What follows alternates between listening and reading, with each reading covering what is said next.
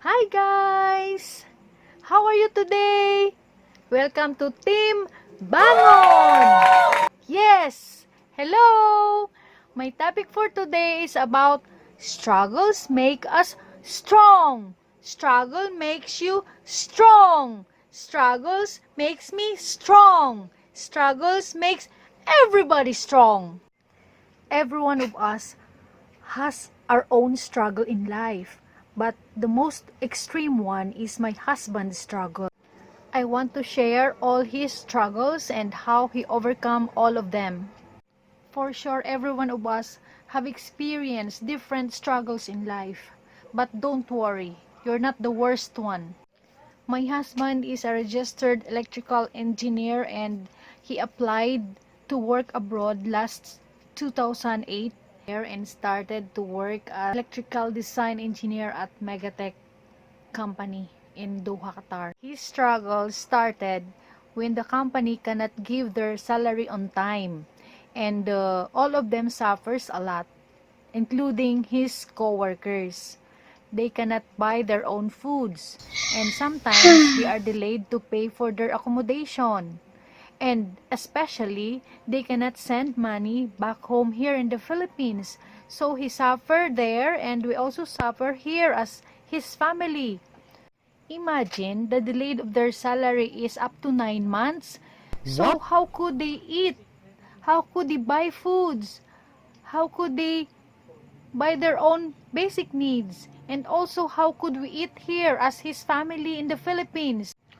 For that reason, my husband was stressed, overthink what to do, and how could he find money to send us here, and so that we can pay our bills, to buy our food, and to pay for our loans, because we have a housing loan.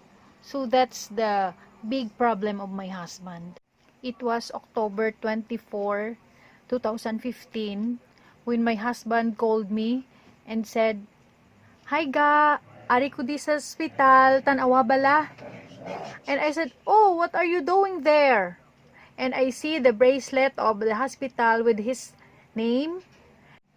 I can see to his face that he is not relaxed because he is so stressed. I'm sure he didn't sleep that night.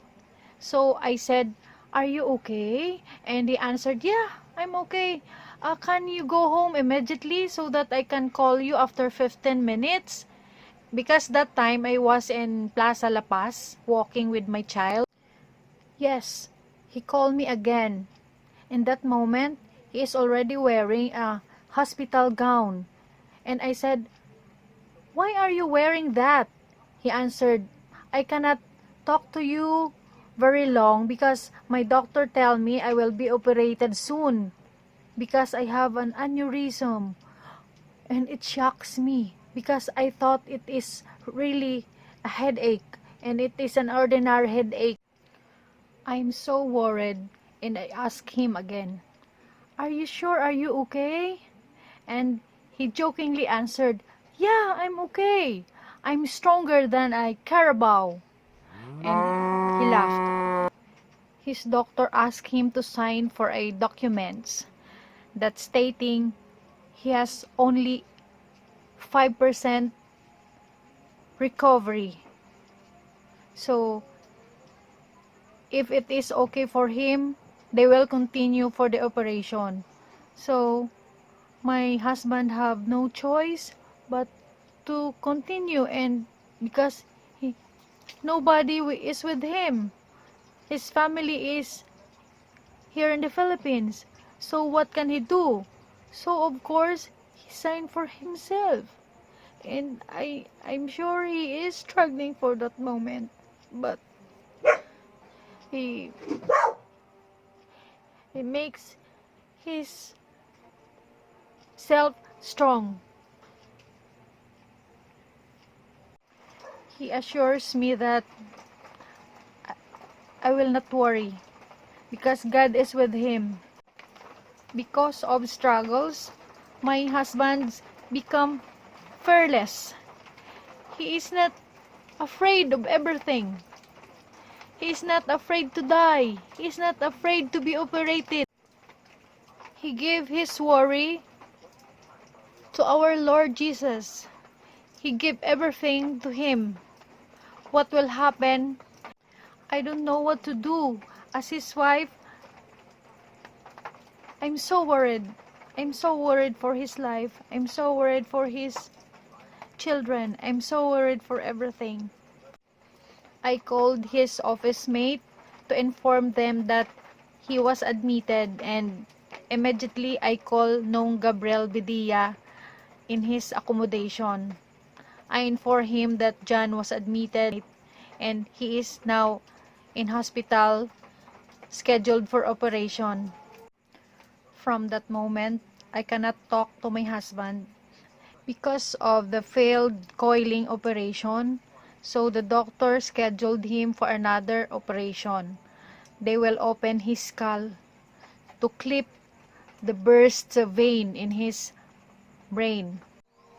His co-worker and co-roommates, Nong Gabriel Bedia, is our only source of information for the progress of my husband. Nong Gabriel didn't doubt that he signed as a representative of our family to the hospital. Our family was very thankful to Nung Gabs because he updated us for what happened and what is the progress of my husband. It was also difficult for the side of Nung Gabriel Bidia that after his work, he need to go to the hospital to check and update us here in the Philippines for what happened and for what is the situation of my husband. After the second operation of my husband, he was in state of coma.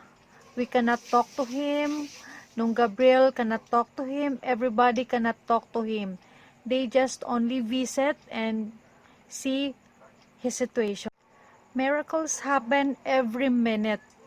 My husband has opened his eyes. Nung Gabriel Bidia tried his very best to get some pictures and talk to John for a while so that he can hear our voice. In Qatar, they have a very strict rules. You cannot get pictures of your patient in hospital premises. Even the visiting hours is limited. So, Nung Gabriel really tried his best to ask permission so that we can talk to my husband. And that day, we are so very happy and very lucky to talk to my husband for the first time after his coma. The first question I asked my husband is if he still remember the names of our sons. And he replies, "Yeah, I know. Is it Melchor, Gaspar, and Baltasar?" I laughed for a while, but I'm so sad that his memory was affected during the operation.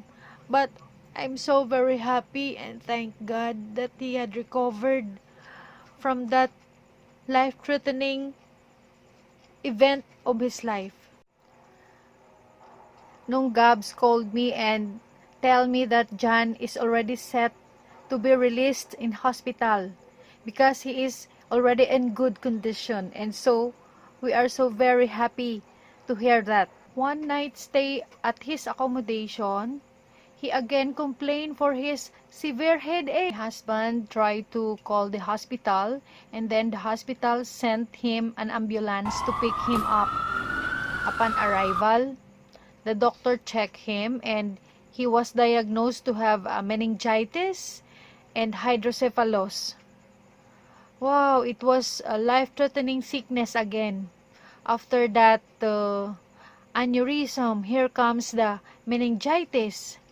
He was scheduled immediately for another operation to his brain to get the water inside the brain and to treat the meningitis. He was treated a very strong medication. My husband is complaining that his head is very painful, so the doctor gave him a high dosage of morphine. He was admitted for the second time. Upon opening his skull to get the water inside, he was in state of coma again. For that reason, we again rely to Nunggabs for the progress of my husband.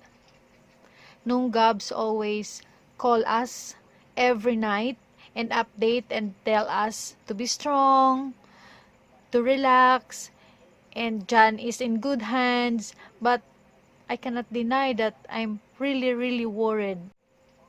My husband is struggling for his life now. So, all of the family members prayed hard for his fast recovery.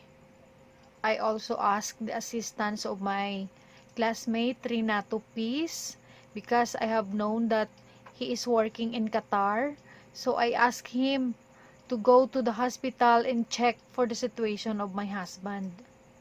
Thankfully, he really helped me and he get some pictures of my husband even though the hospital is so strict. And then when my husband was already recovered from coma, he tried his best to get some pictures and called me here in the Philippines. When my husband recovered again for the second time in his coma, the doctor tell him that he was so very lucky because his body was so strong and have a strong immune system, and he has no vices. That's why the medication was very effective. For that, he was observed for only few weeks, and then the doctor set him to be released again to go home. I can say that struggles cannot stop us to live. We live with our struggles.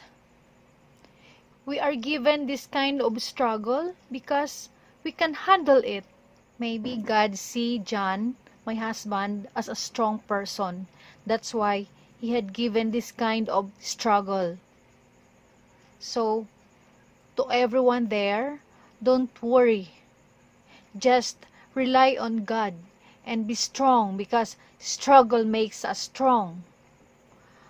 Struggle makes us fearless like my husband.